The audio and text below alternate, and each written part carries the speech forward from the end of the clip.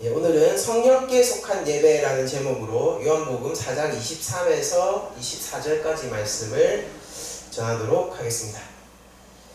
그런데 오늘 제가 그 예배에 대해서 조금 얘기를 해보기로 하는데, 정확하게 예배에 대해서 얘기를 하는 것임과 동시에 성령 강림주의를 맞아서 성령님에 대한 이야기를 중심으로 예배를 한번 풀어나가 볼까 합니다.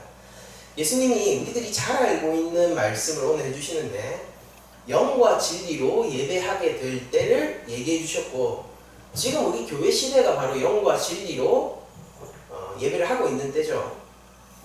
결론만 말씀드리자면은 바로 성령과 이 말씀으로 예배를 하게 되는 그때를 하고 있는 것이 예수님의 가르침인데요. 이게 당연한 거 아닌가 라고 오늘날 우리들은 생각할 수도 있지만은, 원래 여러분들 예수님이 영과 진리로 예배하는 것을 선포하기 이전에는 어떻게 예배를 드려야 했었는지 한번 생각해 보죠. 바로 제사를 통해서, 짐승의 피를 통해서 예배를 드렸어야 했었습니다. 그러니까 예수님은 지금 완전히 다른 차원의 예배를 얘기하고 있는 거예요. 여러분들 한번 이 구약의 백성들의 시점에서 예수님의 이 가르침을 한번 생각해 보자고요. 그러니까 이제까지 동물이 필요하고 제사장이 필요하고, 그리고 또 뭐가 필요해요? 수고와 노력과, 그리고 또 뭐도 필요합니까? 짐승을 살려면 하다못해 비둘기라도 있어야 되잖아요, 율법에 따르면은. 그러면은 그런 것들을 드리기 위한 어떤 그 경제적인 여건이나 이런 것들이 다 필요하지 않습니까? 그런데 그렇게 정성 들여서, 그쵸? 정성 들여서 예배를 지내던 때가 지나가고, 어떤 측면에서 보자면은 굉장히 간편해진 예배를 드리는 시대가 온다라는 것입니다. 또 오늘날도 만약 성전이 그대로 유지되어서 저희들이 하나님 앞으로 나와서 예배를 드릴 때마다 양이나 소나 비둘기나 이런 거 들고 와서 예배를 드려야 된다라고 생각을 해보십시오. 그거에 비하면은 저희들이 오는 것은 굉장히 간편한 예배죠. 그러니까 현대의 많은 그리스도인들이 예배 드리는 것이 쉬는 날 시간을 내어서 정성스럽게 나오는 것이다 라고 생각할 수도 있는데, 사실 구약에 비추어 보면은 진짜로 인스턴트한 예배를 드리게 되는 거예요. 그러니까 이게 예배라고 할 수 있나? 라는 생각이 들 정도로 말이죠. 구약의 시선에서 보자. 그러니까 정성이랄 것이 없죠. 그렇죠? 격식이랄 게 없는 것에 속하는 거죠.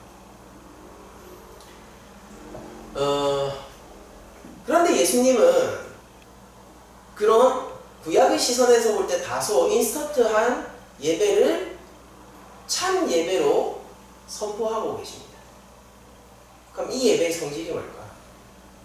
우리들이 조금 이 예배의 성질을 잘 알기 위해서는 예수님이 이 가르침을 어떤 상황에서 말씀을 해주셨는지부터 생각해 볼 필요가 있어요. 제가 오늘은 이 본문을 다 읽지는 않겠지만은 이 예수님의 이 가르침은 우리들이 잘 알고 있는 한낮에 물을 길러온 사마리아 여인에게 나에게 물을 좀 달라라는 말로 시작된 사마리아 여인을 구원하는 스토리 가운데 예수님이 하신 말씀이 오늘 본문입니다.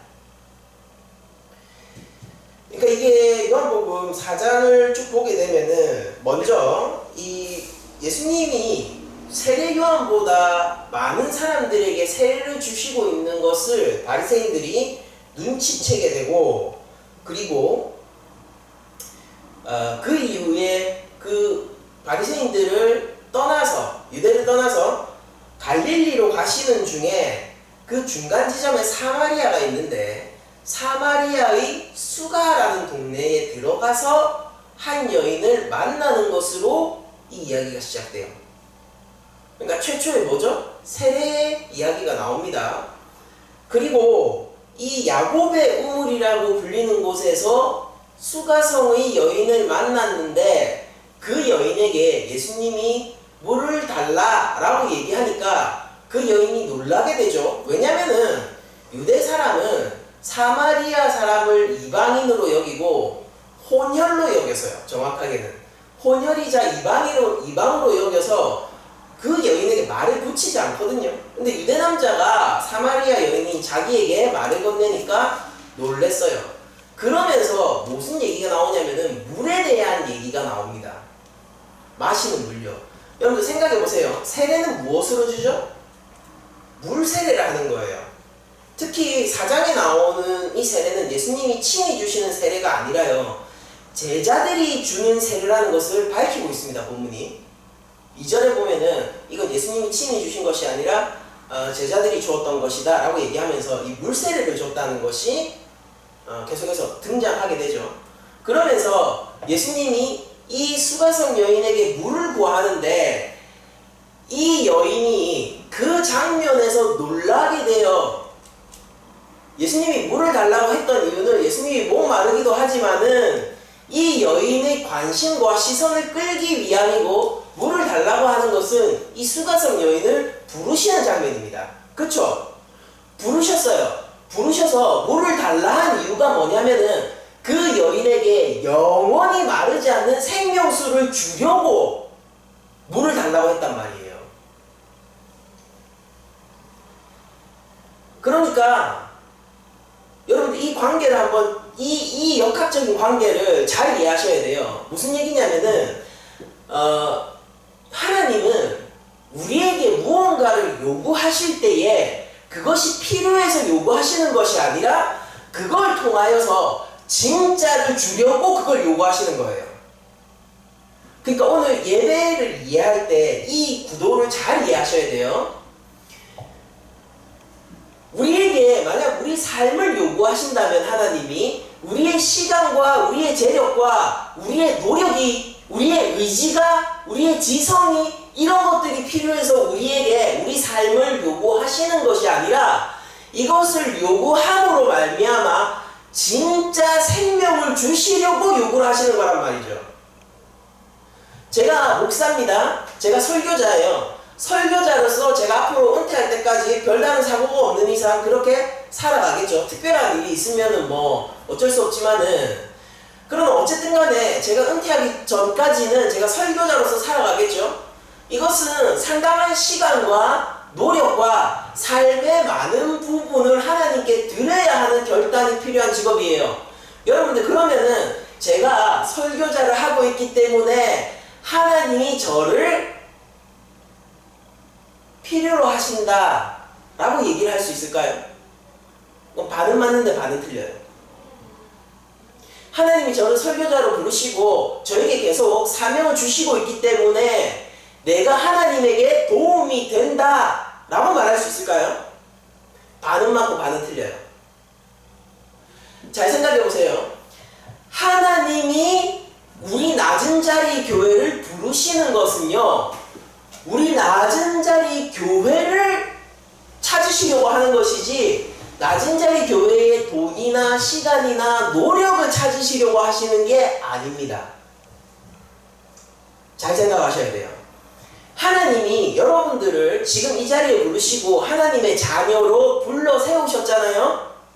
그러면은 하나님이 요구하시는 것, 찾고 계시는 것은 여러분의 시간과 돈과 여러분들의 노력과 여러분들의 지성 같은 게 아니라 그냥 여러분을 찾고 싶은 거예요. 그리고 하나님이 여러분들을 찾는 이유는 뭐냐면은 여러분들에게 복 주시려고요. 기독교만큼 거대하고 참된 복이 있는 종교를 저는 알지 못해요. 여러분들, 이 복이 얼마나 크냐면은 이 복의 실체가 하나님 그분 자체세요. 우리의 기업은 예수 그리스도요, 우리 안에 계신 분은 성령님이십니다. 저는 이보다 큰 복을 주는 종교를 알지 못해요. 그러니까 우리 교회가 양적 부흥의 시대 가운데서 이 복을 굉장히 세속적인 복으로 많이 바꿔놨죠. 그거는 하나님이 주시는 참 복에 비하면은 발톱에 때만큼도 안 되는 복입니다. 사람들은 뭐 만수르와 같은 재벌들을 부러워합니다. 여러분들 그가 받은 복을 헤아려 보세요. 아무리 헤아려 봐도 하나님이 우리에게 주시는 복에 비하면은 터무니없이 작은 복이에요.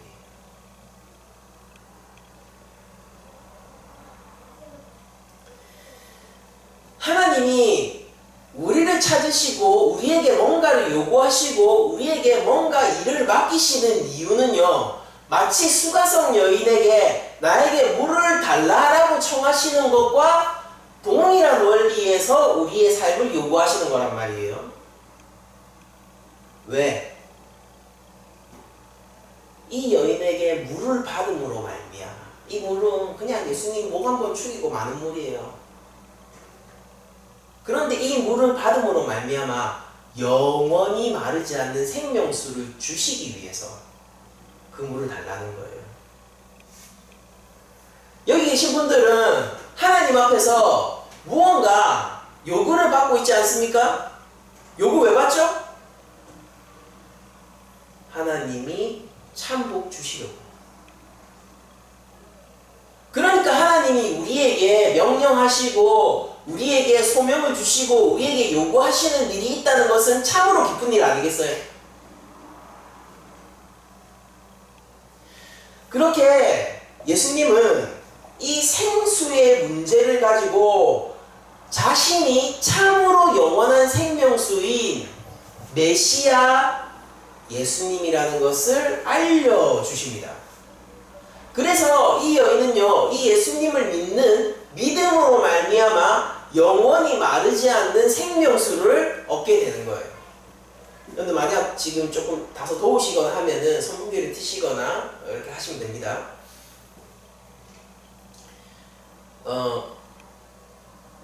만약 이 여인이 예수님을 혼자서 찾아야 했다면은, 예수님을 혼자서 찾아서 예수님께 물을 혼자서 드려야 됐고 예수님으로부터 그런 이 정성으로 말미암아 영원한 생명수를 받았어야 했다면은 이 여인이 생명수를 받을 가능성이 있을까요? 없죠. 제로예요. 이 여인이 예수님에게 생명수를 드릴 수 있었던 이유는 무엇입니까? 예수님이 찾으셨기 때문입니다. 여기서 정리를 하죠. 이 구도를 한번 정리해 볼게요. 자, 우리 교회가 하나님 앞에 예배 드리러 나왔습니다. 그렇지 않습니까?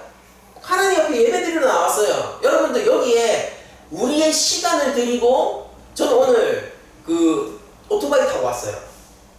올 때 기름값 들었습니까? 몇십 원이라도 들었겠죠? 기름값 들었어요. 운전하는 노력이 필요했어요. 시간이 들였고 아침에 씻고 옷 입고 이런 준비들이 필요했습니다. 그래서 제가 제 발로 와가지고 제가 우리 교회 문 열고 그러고 이 자리에 서 있는 거예요.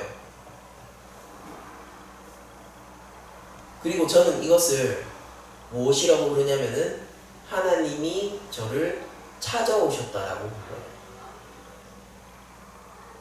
하나님이 나를 불러주셨다라고 불러요.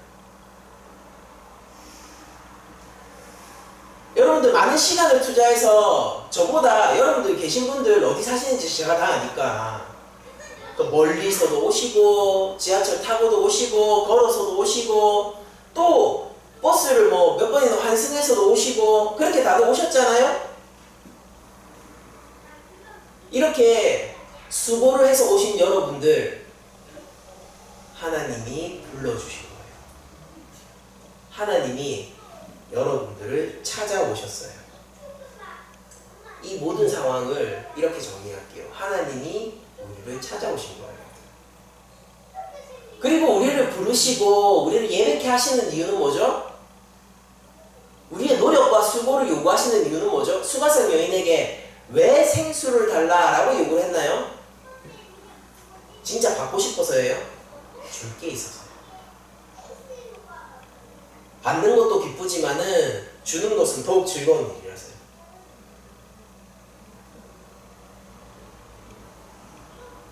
저는 아들 있지 않습니까? 제 아들로부터 무언가를 받으면 매우 기뻐요. 그러니까 뭐 어버이날 같은 때 아들이 저를 생각하면서 고사리 같은 손으로 카네이션을 접어왔다. 진짜 기분 좋아요. 너무너무 좋아요. 너무 가치 있어요. 근데 그 카네이션이 객관적으로도 엄청난 가치를 지닌 카네이션이라는 뜻은 아니에요.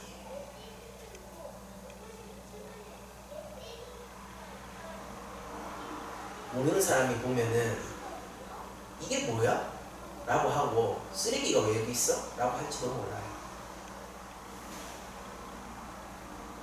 그러나 저는 그 카네이션을 매우 자랑스럽게 여깁니다. 왜요? 내 아들이 만들어준 거라서. 그리고 그거보다 저를 더욱더 즐겁게 하는 일은 무엇이냐면은 내가 아들에게 무언가를 해주었을 때 아들이 기뻐하는 장면을 보는 거예요. 그게 저를 만족하게 합니다. 아버지의 마음.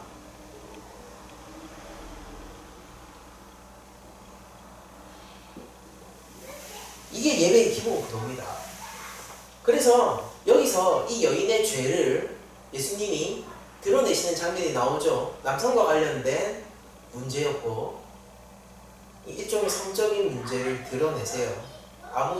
낯선 처음 보는 유대인 남성이 알 수 없는 자신의 은밀한 죄를 예수님께서 지적하시고 그리고 나서 이 범상치 않은 메시아 그리스도를 느낀 이 여인은 곧바로 예배의 문제로 이행하게 됩니다. 예배에 대한 질문을 하게 돼요. 그때 예수님이 이 얘기를 오늘 본문의 얘기를 하시는 거예요. 여인이 뭐라고 물었냐면은 이게 사마리아 여인은 남유다의 후손이 아니라 북이스라엘의 후손이거든요. 그래서 서로 이제 우리가 알고 있는 성전이라는 곳과 그리고 이 북이스라엘은 다른 일종의 성전 신당을 만들게 되어서 서로 예배 드리고 제사를 드리는 그 장소가 차이가 나게 돼요. 그게 어디냐면은 그리심산입니다. 모세가 하나님 앞에 축복의 계시를 받았던 바로 그곳 그리심산에서 북이스라엘은 예배를 드리게 되는데 이 여인의 의문은 이거였어요. 뭐냐면은 유대 쪽에서는 이 이스라엘의 성전에서 예배를 드리고 우리는 그리심산의 신당에서 예배를 드리는데 어디에서 예배 드리는 게 진짜 옳은 거죠? 라고 하면서 이 여인의 관심사가 급격히 예배로 바뀌게 돼요. 여러분들 이거 화제 전환을 잘 생각해 보세요. 이 여인이 지금 뭘 얘기하고 있었습니까? 지금 생수의 문제, 영원히 목마르지 않는 생수의 문제를 얘기하다가 그 문제가 즉각적으로 뭘로 연결이 됐냐면은 예배 문제로 연결된 거예요. 그러니까 저는 지금 오늘 무슨 얘기를 하고 싶냐면은 여러분들이 이 자리에 오셔서 종교적인 예전을 어떻게 드려야 되는가의 문제를 얘기하고 싶은 게 아니라 영원히 마르지 않는 생명수의 문제를 얘기하고 싶은 거고 그게 예배의 문제와 직접적으로 연관이 있다는 걸 알려드리고 싶은 겁니다. 그리고 이 영원히 마르지 않는 생명수를 제공하는 예배가 무엇을 통해서 이루어지냐면은 이쪽에서 드려지는 동물의 피도 아니요 저쪽에서 드려지는 동물의 피도 아니요 십자가 위에 죽으신 예수 그리스도의 보혈로 인한 그 보혈을 우리에게 가져오실 성령과 말씀의 진리로 드려지는 예배가 생명수를 가져다 주는 예배가 된다라는 것을 공유하고 싶은 거예요. 그러니까 우리가 주일 성수를 하기 위해서 모여서 이 자리에 앉아 있잖아요. 이 자리에 앉아 있고 우리가 하나님 앞에 시간을 내고 우리가 여러분도 헌금도 하시잖아요. 우리 교회 진짜 놀라워요. 여러분들 우리 교회가 진짜 헌금 생활 충실히 하세요. 여러분 아시죠? 우리 교회만큼 헌금이 느슨한 교회가 없죠. 근데 여러분도 헌금 충실히 하세요. 진짜 놀라워요. 헌상현재님은요 저한테 월급날이 되면은 카카오페이를 보냅니다. 11조 이렇게 해가지고 안에 그거 너무 눌러요. 그러니까 이렇게 단기 알바 같은 게 생기더라도 11조를 한다니까요. 그러니까 놀라워요. 그런데 제가 오늘 얘기하고 싶은 것은 이렇게 단순히 무슨 우리가 와가지고 헌금을 하고 이런 얘기를 넘어서가지고 그러니까 종교 생활을 하고 예전을 드리고 우리가 예배 순서가 있고 이건 잘 지켜야 되고 이때 태도가 어떻게 해야 되고 졸지 말아야 되고 바로 서야 되고 하나님께 드리니까 옷을 바로 입어야 되고 그런 걸 다 떠나가지고 뭘 얘기하느냐면은 근본적으로 이 예배의 성질 자체가 무엇이냐면요. 여러분들 주일날 오셔서 시간 들이고 돈 들이고 노력 들이고 인생을 들여가지고 오신 이 자리가 뭐냐면은 하나님이 베푸신 자리로서 하나님이 여러분의 삶의 일부를 7분의 1이죠. 7일 중에 하루 요구하셨으니까 7분의 1을 요구하신 이유는 여러분들에게 영원한 생명수를 주시기 위해서 이걸 요구하신다라는 거예요. 그리고 이거에 가능한 이유는요, 우리가 성령과 진리로 예배하는 때가 되었기 때문이고, 그 연결고리가 뭐냐면은 더 이상 짐승의 피가 아닌 십자가 위에 달려 죽으신 우리의 구주 되신 예수 그리스도의 보혈이 있기 때문에 우리가 영과 진리로 예배하는 것이 가능해졌다라는 겁니다. 우리가 드리는 예배의 본질적인 성격이 뭐냐면은 우리에게 생명을 주시기 위한 하나님의 작은 요구라는 겁니다. 작은 요구요. 그 작은 요구가 어떤 식으로 오느냐면은 먹고 마시는 것마저 주를 위해 하라는 요구로 온다고요. 우리 교회 헌금생활 충실한데에 근데 여러분들 성경의 요구는 더 커요.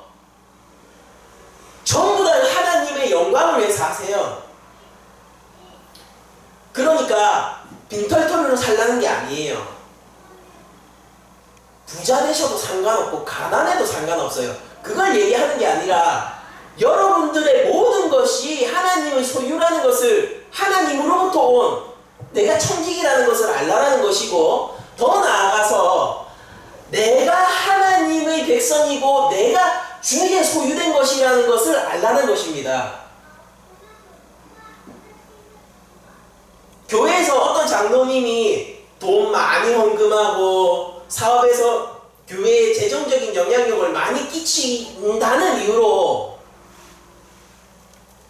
단지 그 이유 때문에 입에 담기도 힘들지만은 아내를 때리는 일을 담임 목사가 지적하지 못한다라는 이야기를 불과 며칠 전에 들었어요.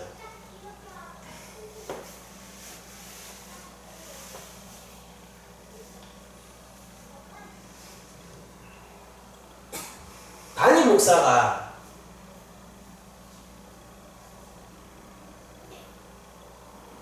장로가 우리 교회의 재정적인 부분을 많이 담당하고 있다는 이유 때문에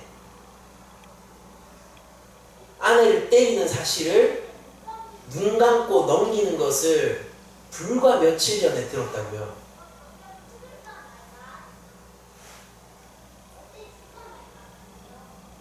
이것이 우리가 드리는 예배입니까?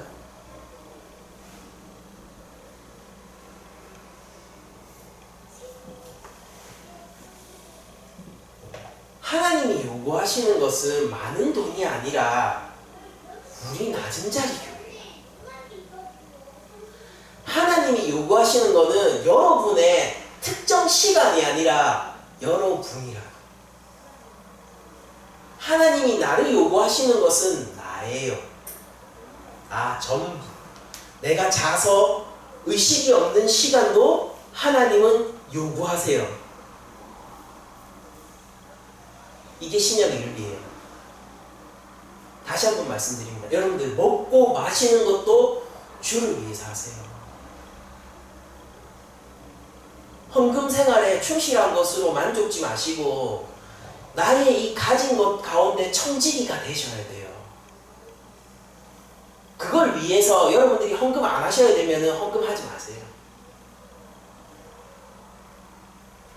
여러분들의 특정 시간, 내가 젊은 때는 하나님께 바쳐야지, 그게 아니라 여러분들이 인생 자체가 제자를 추구하고 하나님께 속한 인생길을 가야 된다고요. 이게 성령을 통한 예배란 말입니다.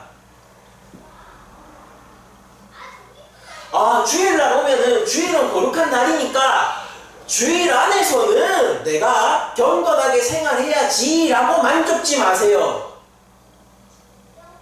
하나님이 요구하시는 것은 365일 전부입니다. 다시 한번 강조할게요. 낮은 자리 교회의 성도 여러분들, 사랑하는 저의 형제 자매 여러분들, 사랑하는 저의 형제 자매 여러분들, 믿음의 군사 여러분들, 주먹을 쥐고 일어나세요. 하나님이 우리에게 요구하십니다. 네가 나의 소유된 백성이다. 여러분들, 먹고 마시는 것도 주를 위해서 하십시오. 이게 우리의 윤리예요. 이게 우리가 영과 진리로 드리는 예배입니다. 그리고 이 작은 것, 우리라는 이 작은 것을, 여러분들 이거 그냥 기분 나쁘게 듣지 마세요. 그리스도의 영광에 비하면, 그 영생에 비하면 우리의 일생이라는 것은 얼마나 작고 하찮은 것입니까? 수가성의 여인이 준 그 물 한 컵보다도 못한 게 우리 인생 아니겠어요? 그런데 이 작은 것을 요구하시는 하나님의 요구는 우리에게 영원한 생명수 예수 그리스도를 기업으로 주고 우리에게 영원한 성령의 인치심으로 인한 구원을 주시기 위한 요구란 말이에요. 이 요구가 기쁘지 않다고요? 이 요구가 부담이 된다고요? 이 요구가 나에게 너무 많은 것을 바란다고요? 여러분들, 2,000원으로 로또 용지 하나 사서 1등 당첨할 수 있으면은 2,000원? 여러분들 2,000원으로 로또 용지를 사서 그게 1등에 당첨되는 확률이 100%라면은 여러분들 그 2,000원을 아까워하시겠습니까? 오늘 금요일이에요. 내일 로또 발표 토요일 나는 거 맞죠? 맞죠? 오늘 금요일이에요. 오늘 하나밖에 없어요. 돈 하나도 없네? 어떻게 해서든 2,000원 마련하기가 아니에요. 내일 10,000원으로 드릴게요. 차용증을 써서라도 여러분 마련하실 거 아니에요? 저는 그러겠어요.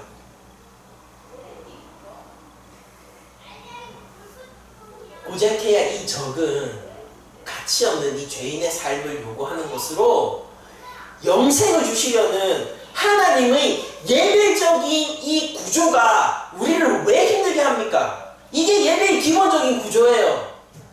이게 우리를 힘들게 한다고요? 너무 많은 것을 요구한다고요? 그런 말을 하는 사람이 있다면 구원이 뭔지 모르는 사람이에요. 예수님이 누군지 모르는 사람이에요. 구주라고 얘기하지만은 나에게 생명을 주신 구주의 가치를 조금도 알지 못하는 사람입니다. 하나님은 너무 하신다고요? 여러분들, 물 한 컵과 영원한 생명수를 바꿀 수 있다면은 남는 장사 아니냐고요. 우리의 이 작고 가치 없는 인생과 영원한 성령의 인치심을 바꿀 수 있다면은 그것이야말로 남는 장사 아니냐고요. 구하고자 하는 자도 얻을 수 없는 이 은혜를 받은 우리가 어찌 성령을 이렇게 하찮게 여기며 예배를 무거운 짐으로 여깁니까? 예수 그리스도와 함께 보는 멍에가 가볍다라는 이 예수님의 가르침은 어디로 날아간 것입니까?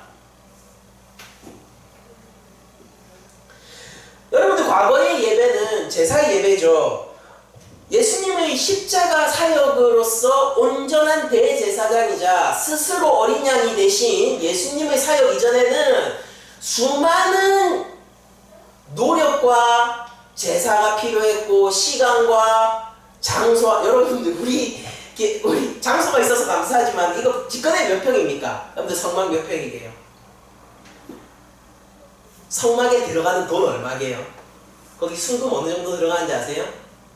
제가 과거 자료긴 하지만은 지금은 더 올랐겠죠. 과거 자료긴 하지만은 과거의 지금 시세로 성막을 제대로 구현하는데 들어가는 돈을 따져보니까 와 이거 뭐 그냥 뭐 1억 2억이 아니에요. 여러분들 50억 60억 70억 이렇게 나옵니다. 과거 자료예요. 지금은 더 올랐겠죠. 우리 월세 얼마입니까? 참으로 작은 것, 참으로 작은 것.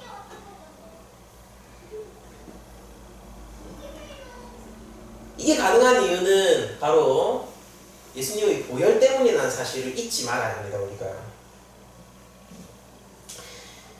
여러분들 우리는 과거의 제사와 우리의 오늘날의 예배가 분명히 연결점이 있다는 것을 알면서도 왜냐면은 우리가 결국 과거의 제사도 예수 그리스도를 향한 것이고 오늘날 우리의 예배도 예수 그리스도를 향한 것이기 때문에 그런 거예요. 이런 공통점이 있지만은 분명한 차이점, 근원적인 성질의 차이도 있다는 것을 아셔야 돼요. 왜냐면은 과거의 제사는요 참 메시아이신 예수님을 향하고 바라보는 예배인 거고요. 다시 한번 말씀드릴게요. 과거의 제사는 참 메시아인 예수 그리스도를 바라고 소망하고 향하면서 드리는 예배인 거고 오늘날 우리가 성령과 말씀의 진리로 드리는 예배는 그리스도 안에서 드리는 예배라서 그런 거예요. 이게 본질적인 성격의 차이란 말이에요. 우리의 예배가 어떻게 해야 되는지 아세요? 제사를 드리는 예배를 드리는 사람은요 갈망해야 되고 소망해야 되죠. 그런데 우리는 본질적으로 완성된 그리스도 안에서 드리는 예배니까 어떻게 해야 되는 거예요? 만족해야 되고 풍성해야 되고 이 실체의 은혜를 우리들이 가져가야 되는 거란 말입니다.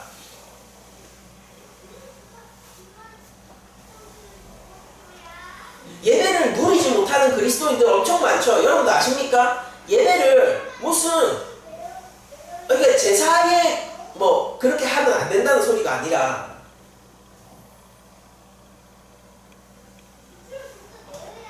무슨 예배를 무슨 소원 성취 기도회처럼 오는 분들이 있어요. 여러분들 마일리지 쌓으러 오는 거 아닙니다. 마일리지 쌓으러 오는 거 아니에요. 마일리지 100번 쌓으면은 실체가 오는 게 아니라 우리가 완성된 그리스도의 은혜 안에서 구약의 백성들이 그렇게 끝없이 마일리지를 모아도 당도하지 못했던 그 완성의 제사 안에서 우리들이 예배를 드리는 거란 말이에요. 예배의 근원적인 기쁨, 근원적인 생명력, 예배가 가지고 오는 근원적인 즐거움 같은 것들이 교회 안에서 점점 사라지고 있는 이유는 우리들이 과거의 제사로 자꾸 회귀하기 때문입니다.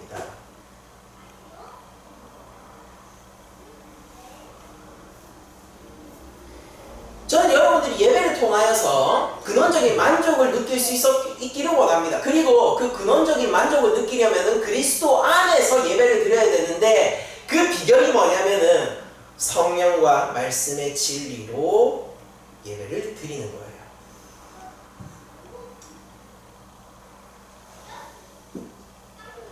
제사적인 예배를 지향하고 우리는 참으로 온전한 만족과 즐거움을 주는 성령님 안에서의 예배를 추구해야 할 것입니다. 물론 여러분들 이거는 주의하셔야 돼요. 뭐냐면은 성령님은 이미 여기 계세요. 임재이기 때문에 마치 우리가 성령님이 이 자리에 없는데 와달라는 식으로 기도하거나 찬양하거나 그런 식으로 뭔가 얘기를 하시면 안 됩니다. 그런 관념을 가지시면 안 돼요. 성령님은 이미 여기 계세요. 다만 우리가 구해야 하는 것은 뭐냐면은 이 임재하고 계신 성령님, 이게 전제입니다. 성령님 여기 계세요. 여러분들 두세 사람이 내 이름으로 모이면 내가 함께 한다라고 예수님 말씀하셨죠? 당연해요. 우리가 예수님의 이름으로 모인 공동체 아닙니까? 그리스도께서 와 있어요. 그리스도 영이신 성령으로요. 그러니까 당연히 성령님은 임재해 있는 거예요. 이게 전제예요. 여기에서 다만 임재하고 계신 성령님을 더욱더 우리가 그 안에서 충만하게 순종하기 위하여 이미 임재하신 성령님에게 우리가 더욱 충만한 순종을 하기 위하여 성령님의 개입을 강하게 요청하는 것은 언제나 옳은 일이라는 것입니다. 우리가 매일 성령 충만을 구하듯이, 맞죠? 우리가 예배 가운데서 성령님을 강하게 구하고 개입을 요청하는 것은 옳은 일이라고요. 다만 이게 성령님이 지금 없는데 와달라는 식으로 생각하시면 안 되는 거예요. 이 뉘앙스의 차이가 나중에는 엄청나게 큰 신학의 차이로 바뀌게 돼요. 지금 한국교회 안에서 이 부분이 자꾸 변제되고 있는 거예요. 뭐냐면은 마치 성령님이 없는데 이 자리에 성령님이 오시게 되면은 여기에 분위기가 바뀌고 여기 분위기가 뜨거워지고 이상한 신비한 일들이 일어나게 되고 놀라운 역사들이 일어나게 되고 이런 식으로 이해를 하는 예배들이 일부 있죠. 그럼 여러분들 그건 잘못된 생각이에요. 왜냐면은 우리는 이미 그 무엇과도 바꿀 수 없고 세상이 이해할 수 없는 신비 안에서 예배를 드리고 있는 거라서 그렇습니다. 제 선언할게요. 성령 안에서 예배하시는 여러분들 영원한 생명수를 가지셨어요. 이것에 비길 만한 신비한 현상이나 이것에 비길 만한 기적을 한번 보여보세요. 죽은 자가 마른 뼈가 살아나 근육이 붙고 살이 붙고 말을 하며 하나님을 찬양하는 이 순간보다 더 귀한 기적이 있다면 저한테 보여주십시오.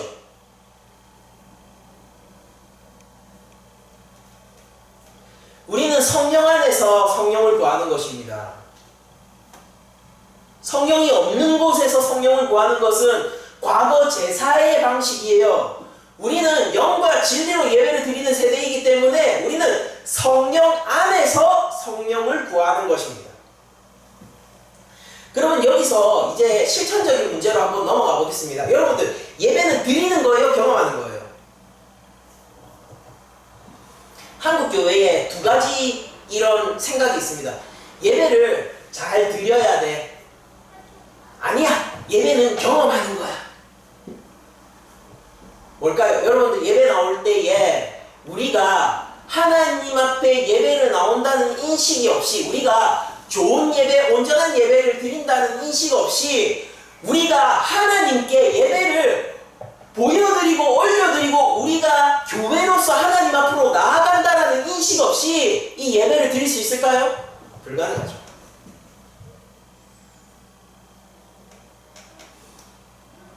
그렇다고 해서 예배를 우리가 드리는 것에만 집중을 하면은 어떻게 되겠습니까?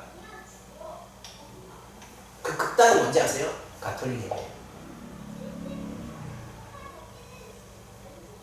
그러면 하나님께 예배는 받는 거야.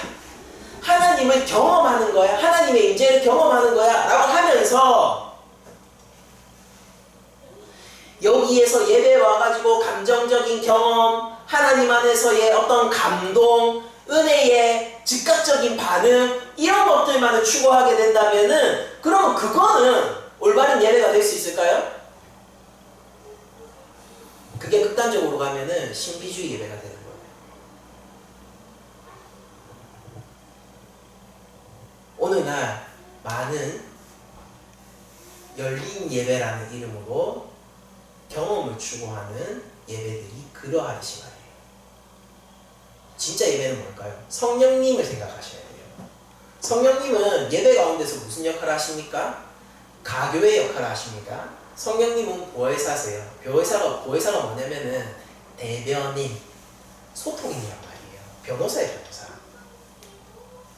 우리는 하나님 앞에 예배를 드려야 되고 예배 가운데서 우리는 하나님의 은혜를 받아야 돼요. 그러면 우리 개혁주의는 균형이 있으니까 50대 50을 추구하겠네요? 땡, 틀렸어요. 100을 추구합니다. 여러분들 주일 성수하시면서 온전히 하나님께 예배를 드리세요. 그리고 또한 여러분들 이 예배 가운데서 온전히 하나님의 은혜를 경험하세요. 와, 이런 게 어떻게 가능합니까? 이게 불가능한 것 같아서 극단적으로 한편에는 가톨릭 예배가 있고 또 한편에는 신비주의 예배가 있는데 이게 어떻게 가능합니까? 영과 진리 안에서 가능한 것입니다.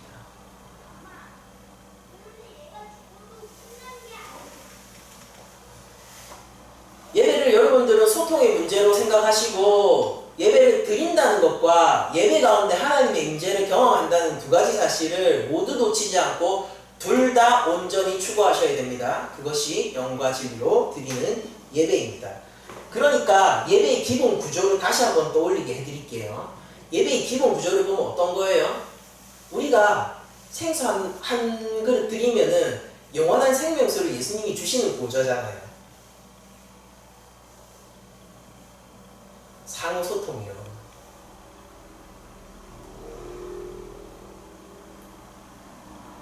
단 그때 드리는 건 우정물이 아니라 생수할 것이야.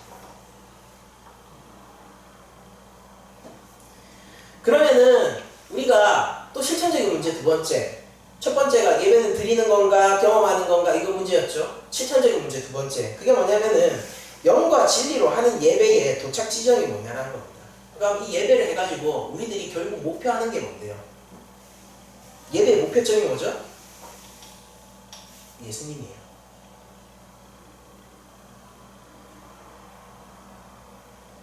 감정적 경험이 도착 지점이 아니고요. 예전에 온전한 완성도가 도착 지점이 아니고요. 영과 진리로 하는 예배의 도착 지점은 예수님입니다. 자, 요한복음 16장 7절 이하를 제가 읽어드릴게요. 그러나 내가 너희에게 실상을 말하노니 내가 떠나가는 것이 너희에게 유익하니가 내가 떠나가지 아니하면 보혜사가 너희에게로 오시지 아니할 것이고 가면 내가 그를 너희에게 보내리니 그가 와서 잘 들으세요. 지금부터 성령님이 예수님이 가시고 난 후에 성령님이 오신다고 했어요. 근데 성령님이 와서 뭐라 하는지 잘 보십시오. 그가 와서 죄에 대하여 첫 번째 죄에 대하여 두 번째 의에 대하여 세 번째 심판에 대하여 세상을 책망하시리라. 죄와 의와 심판에 대해서 알려주신대요. 자, 그걸 설명을 해주십니다.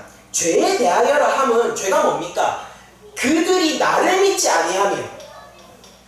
죄가 뭐예요? 훔친 거예요? 예수님 안 믿은 거예요. 성령님 와서 그러니까 예수님을 알려줄 거예요. 자, 의에 대하여라 함은 내가 아버지께로 가니 너희가 다시 나를 보지 못하며. 의가 뭡니까? 예수님이 승천하셔서 성부의 우편에 앉아 영원한 하늘 권세 가운데 계신다, 심판 권세 가운데 계신다 라는 게 의랍니다. 성령님 누구 알려주시죠? 예수님요.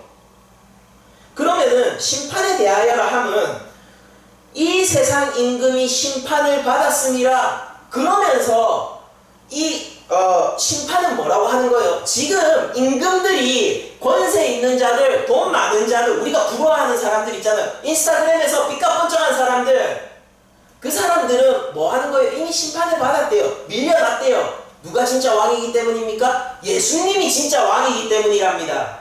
진짜 인플루언서가 누구죠? 예수님이에요. 진짜 락스타가 누굽니까? 예수님이에요. 진짜 왕이 누구죠? 예수님이에요. 진짜 대통령이 누구죠? 예수님이에요. 정말 패권국가가 어딥니까? 미국이에요? 곧 중국이 될 거예요? 하나님 나라가 진정한 패권국가입니다. 킹덤 오브 갓. 왕국요, 왕국. 그 나라는 민주주의도 아니고 공산주의도 아니에요. 교회 안에 인형을 들고 오지 말라고요. 그 왕국은 킹덤입니다. 왕국입니다. 한 분이 통치하시는 그 나라가 진정한 패권국가예요. 성령님이 오셔서 이걸 알려주신다고요. 세상 임금은 이미 심판받았다면 그게 심판이랍니다. 제가 계속 읽어드릴게요. 내가 아직도 너희에게 이를 것이 많으나 지금은 너희가 감당하지 못하리라. 왜? 성령이 없으니까 감당 못한답니다. 그러나 진리의 성령이 오시면 그가 너희를 모든 진리 가운데로 인도하시니, 그러니까 이 진리가 어떤 거예요? 맥락이 있잖아요. 이 진리가 그냥 성령님이 오시면 진리로 우리를 인도하셔, 그래놓고 진리를 규정하는 건 제멋대로죠. 이 사람한테 진리가 뭐야? 여기서 얘기하는 진리가 뭐야? 라고 하면 그 사람이 생각하는 진리를 얘기해요. 또 저 사람한테 여기서 성령님이 오시면 우리를 진리로 인도한다는데 이 진리가 뭐야? 라고 하면 그 사람은 또 그 사람 나름대로 그냥 대답을 해버립니다. 성경은 뭐라고 얘기합니까? 이 진리가 뭐예요? 앞에서 밝혔잖아요. 죄와 의와 심판에 대한 진리인데 그게 뭡니까? 예수님을 아는 거예요. 예수님을 믿고 아는데 그를 부활하신 구세주이자 심판자로 아는 진리 말이에요. 이게 성령님이 알려주시는 것이고, 우리가 예배를 통해서 경험하는 것도 무엇입니까? 성령 안에서 경험하면은, 보세요. 이 성령님이 오셔서 진리 가운데로 우리를 인도하실 건데, 이 진리가 당연히 뭐겠어요? 예수님으로 우리가 인도 나가게 되는 것입니다. 여러분들 예배 잘 드리고 나가서 이것이 여러분들이 예수님을 믿는 믿음 가운데 전혀 도움이 되지 않는 예배를 드려놓고 감동받았다라고 얘기하는 것은 매우 쓸모없는 일일 거예요. 여러분들이 예배 잘 드리고 오늘 예배 좋았다라고 얘기하면서 그 좋음이 예수님과 전혀 관계없는 좋음이었다면 여러분들 예배를 실패하신 것입니다. 영과 진리 밖에서 예배를 드린 거란 말이에요. 예배의 목표는 무엇입니까? 예수님이에요. 예수님. 계속 읽어드릴게요. 그러나 진리의 성령이 오시면 그가 너희를 모든 진리 가운데로 인도하시니 그가 스스로 말하지 않고 오직 들은 것을 말하며, 뭡니까? 오직 들은 것 뭡니까? 예수님이 얘기하신 거예요. 그러니까 예수님이 앞에서 얘기하셨잖아요. 지금 너희들이 들어도 모르는데 성령님이 오시면은 내가 얘기한 걸 깨닫게 해줄 거야. 내가 얘기한 거를 성령님이 깨닫게 해주실 거예요. 너 지금 모르는데. 그러니까 성령님이 뭘 얘기하는 거예요? 오직 들은 거. 누구의 말입니까? 예수님의 말씀이잖아요. 여러분들 성령 가운데서 예수님을 발견하지 못하는 게 어떻게 말이 됩니까? 말씀에 아무도 관심이 없어요. 스스로 말하지 않고 오직 들은 것을 말하며 장래일을 너희에게 알리시리라. 이 장래일도 뭐겠어요? 예수님 다시 오셔서 심판하시는 거겠죠. 그가 성령이죠. 성령이 내 영광, 여기서 내 영광이 뭡니까? 그리스도의 영광이죠. 그가 내 영광을 나타내리니 내 것을 가지고 너에게 알리시겠습니다. 여러분들 성령님이 이렇게 일하시는데, 여러분들 성령 가운데서 예배를 드리고 말씀의 진리 가운데서 예배를 드렸는데 여러분들이 예수님을 믿는 믿음과 상관없이 예배를 드리는 것이 가능합니까? 심지어 예배의 구조를 보면은 우리가 물 한 바가지 줄 때 그 생명수가 예수님으로부터 나오는 건데, 영과 진리로 예배하면서 예수님과 상관없이 예배하는 게 가능하겠냐고요. 우리 예배의 궁극적인 도착 지점은 예수 그리스도예요. 여러분들 성령으로 시작한 이 예배는 결국 예수님이라는 종점을 가지고 있다는 것입니다. 그 이후에 다른 정거장이 없어요. 왜 있는 것처럼 하냔 말이에요. 그러면은 예배 가운데서 성령님은 무슨 역할을 하시느냐? 그냥 외우십시오. 첫 번째, 예배 가운데 함께 하여 주십니다. 함께 해주세요. 두 번째, 예배의 목적과 대상이 되시고요. 우리가 성령님께 예배를 드려야 돼요. 한 분 하나님께. 그러면서 동시에 예배의 목적이신 그분이 예배의 인도자와 예배의 헬퍼가 되어주십니다.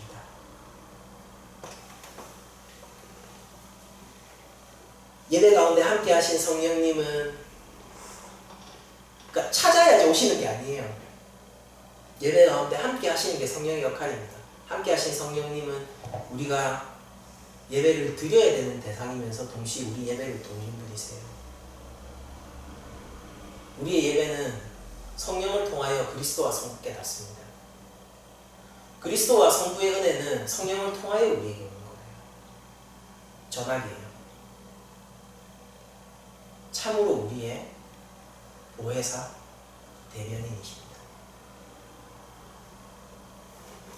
그리고 또한 이 예배를 말씀의 진리 가운데로 우리를 인도하도록 하시고 기도를 도우십니다. 말씀의 진리를 통해 그리스도에게로 인도하는데 그 가운데 우리 모든 성도들의 기도를 도우세요. 요한복음 16장 13절 그러나 진리의 성령이 오시면 그가 너희를 모든 진리 가운데로 인도하리니 그가 스스로 말하지 않고 오직 들은 것을 말하며 장래일을 너희에게 알리시리라. 알죠? 그리스도. 디모데후서 3장 15절 또 어려서부터 성경을 알았으나 성경은 능히 너로 하여금 그리스도 예수 안에 있는 믿음으로 말미암아 구원에 이르는 지혜가 있게 하느니라. 여러분들 성경 뭐라고요? 그리스도 예수 안에 있는 믿음으로 말미암아 구원에 이르는 지혜가 있는 게 성경입니다. 영과 진리로 우리가 예배하잖아요. 근데 영과 진리가 왜 붙어 있느냐? 다음 구절 읽어드릴게요. 모든 성경은 하나님의 감동으로 된 것으로 교훈과 책망과 바르게 함과 의로 교육하기에 유익하니. 성경의 저자가 누구시라고요? 하나님, 성령님. 그러니까 이 진리를 기록하신 저자께서 이 진리를 통하여서 우리를 그리스도에게로 인도하십니다. 그리고 그 과정에서 모든 기도를 도우세요. 로마서 8장 26절 이와 같이 성령도 우리의 연약함을 도우시나니 우리가 마땅히 기도할 바를 알지 못하나 오직 성령이 말할 수 없는 탄식으로 우리를 위하여 친히 간구하시느니라.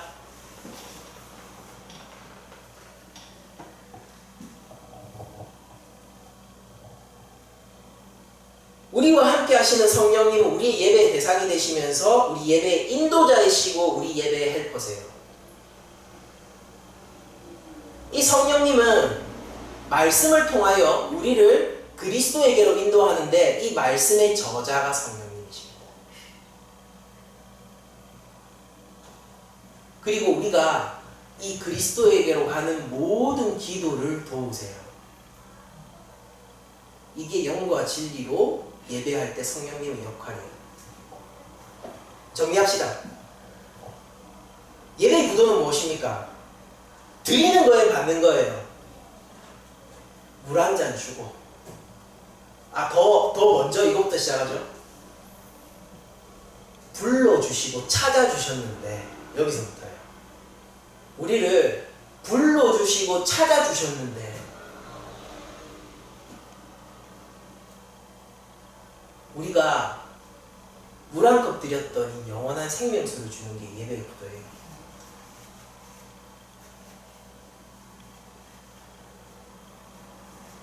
이 예배는 과거의 제사들이 바라던 소망의 예배와는 다른 충만한 만족과 성취의 예배입니다. 참 진실된 그리스도 안에서 드리는 예배예요. 그리스도를 바라보고 그리스도를 향하면서 그리스도에게 닿을 수 있나 없나 안절부절하는 예배가 아니라 그리스도 안에서 드리는 예배예요. 이 예배는 영과 진리로 드려지는 예배인데 성령님은 이미 우리와 함께 하시고 우리의 예배를 받으시면서 동시에 도우십니다. 말씀으로 예배의 목적지인 그리스도에게 닿게 하시고 그걸 위한 모든 기도를 들으시고 성도들의 기도와 함께 기도하시는 분이십니다. 성령님이 오셨습니다. 영원히 떠나지 않는 성령님의 인치심으로 우리에게 참 예배가 가능하게 하셨어요. 그리고 오늘 이 설교가 기본적으로는 오늘 주일날 드리는 주일 성수의 이 공예배를 상정하고 드리는 것이긴 하지만은 이거 똑같이 이 구도 똑같이 여러분들이 삶의 예배로 확장이 가능합니다. 왜냐하면 주일 성수는 여러분들 삶의 예배의 모형이면서 모범적인 모형이면서 축소판이기 때문이에요. 여러분들 삶에서 하나님이 찾으시고 부르신 삶을 살아가시죠. 얼마나 수고했는지 얘기하지 마세요. 예수님을 믿는 여러분들이라면 제가 이렇게 얘기할 수 있어요. 하나님이 찾으시고 하나님이 불러주신 삶을 살고 계시죠. 생수 한 잔 정성스럽게 따서 드리십시오. 그리고 영원한 생명수를 먹으며 즐거워하세요. 성령님 안에서, 말씀 안에서 가능한 것입니다. 성령을 떠나서는 불가능해요. 여러분들 삶 가운데서 나의 인생의 예배가 그리스도께로 나를 인도하지 않는다라면은 여러분들 내가 정말 성령 안에서 삶의 예배를 드리고 있는 건지 다시 한번 의심하고 점검하십시오.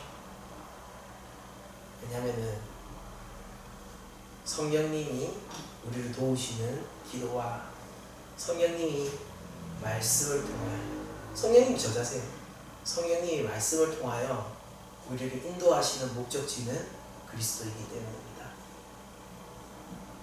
영과 진리로 오늘 이 자리에서 예배하고 계신 여러분들, 삶의 예배를 통하여서도 영과 진리로 참 예배를 하시기 원하며 성령님이 인도하시는 그 길을 따라 잘 순종하셔서 그리스도 안에서 그리스도를 발견하세요. 그리스도 밖에서 발견하는 삶을 살지 마세요. 그렇게 다다를 수 있는 게 아니에요. 그리스도 안에서, 성령 안에서 성령을 발견하고 성령 안에서, 그리스도 안에서 예수님을 발견하십시오.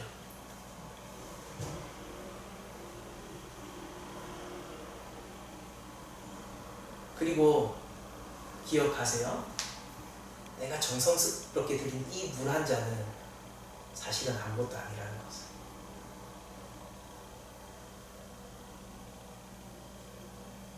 아버지는 우리의 작은 것을 받는 것을 기뻐하십니다.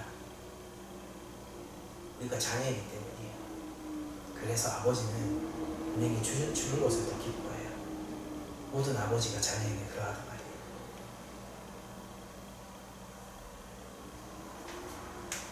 한 주간 영과 진리 안에서 하나님의 사랑을 듬뿍 누리고 참 삶의 예배를 드릴 수 있는 여러분들의 삶을 축복드리며 하나님이 불러주신 이 2,000원으로 로또 용지 사서 1등에 당첨되는 삶을 사는 여러분들의 인생을 참으로 찬양하고 기뻐할 수 있기를 축원드리면서 모든 말씀을 마치도록 하겠습니다.